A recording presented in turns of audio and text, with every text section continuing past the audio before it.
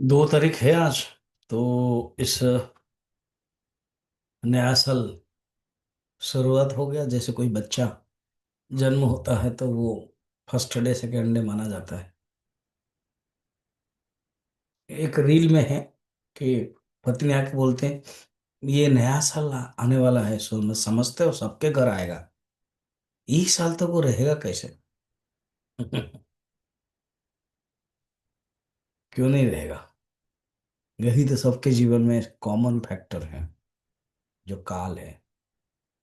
अब भगवान कहते हैं तुम काल से भी परे हो, तुम आत्म तत्व हो। 22 नंबर में श्री भगवान उवाच उपद्रष्टानुमन्ता च भर्ता भोक्ता महेश्वरः परमात्मेति चाप्युक्तः देहेऽस्मिन् पुरुषः परः। अस्मिन् देह, इसी शरीर में ही जैसे कूटस्थ के रूप में है वो आत्मा, पर पुरुष, परमात्मा पुरुष है वो पर पुरुष है। पर पुरुष है वो, उसी को ही परमात्मा कहते हैं। उपद्रष्टा, उपद्रष्टा माने वो खुद नहीं करता है मगर सब देखता रहता है। अब एक एग्जांपल में देखना, हवन में अ, यजमान तो रहते, यजमान का पत्नी, बाकी सब अलग अलग काम करने वाले हैं, होता, अध्वर्यु, उद्गाता। एक रहता है ब्रह्मा। वो कुछ नहीं करते हैं, सिर्फ जब बैठते हैं वो सब जानकार रखते हैं कहीं गलती तो नहीं हो रहा है। तो ब्रह्मा का काम है देख, उपदष्टा। उसको, उनको उपदष्टा कहते हैं क्योंकि वो देखते हैं। इसी प्रकार परमात्मा टुकड़े टुकड़े होकर के देखता है, उपदष्टा। अनुमंता, अब उन्हीं की चेतनता के कारण सब कुछ हो रहा है।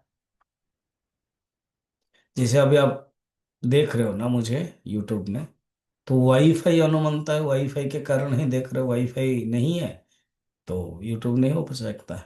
नहीं नहीं स्वामी जी, वाईफाई नहीं होने से दूसरा, अरे फिर मोबाइल डाटा चाहिए ना, वो अर्थ है।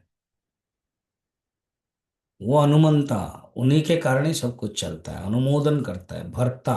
अल्टीमेटली वो ही भरण करता है जगत को, सारे संसार का।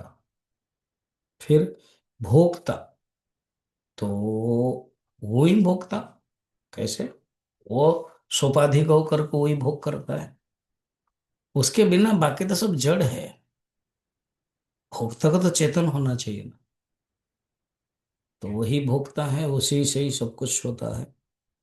वो ही परमात्मा है। परमात्मा, परमात्मा का लक्षण बताया जो सब स्वरूप लक्षण है ये। किस प्रकार के? आत्म चैतन्य के रूप में।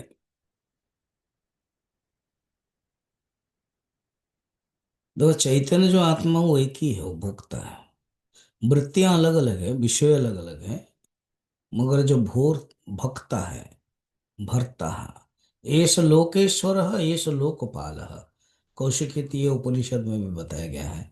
एस भूत अधिपति, बृहदारण्यक उपनिषद में भी वह बताया कि वो ही भूत के अधिपति है, और वो ही लोकेश्वर है, वो ही लोकपाल है। वो परमात्मा सब कुछ। उपद्रष्टा अनुमंता ईश आत्मा, उपनिषद में भी वर्णन है।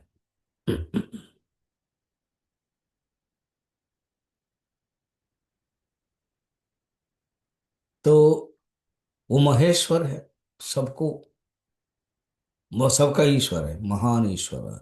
ईशान भूत भव्यस्य, वही आत्मा भूत और भविष्यत के ईशान है। उसी को ही बताया, भूत और भविष्यत के जो ईशान है वो आत्म तत्व है।